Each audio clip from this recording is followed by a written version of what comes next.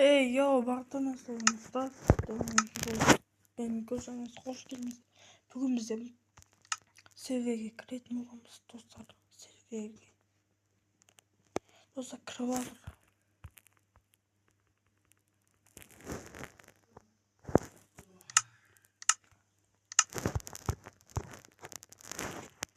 Dostlar seviyenin kolu vardır.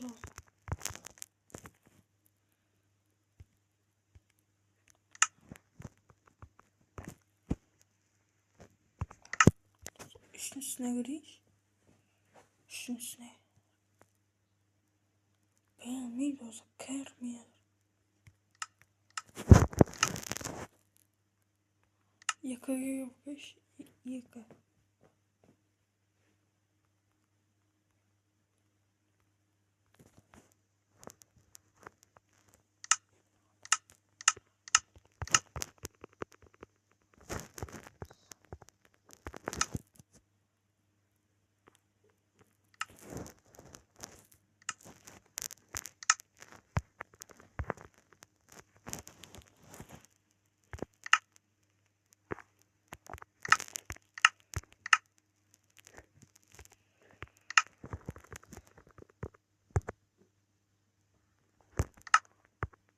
Dostlar bakın şu seviyede adamda oldu.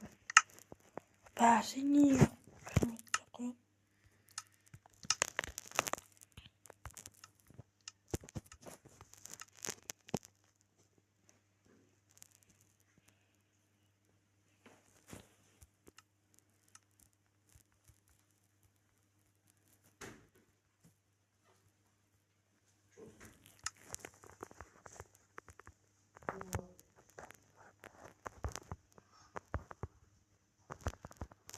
Ya dostlar ne arıyorsunuz?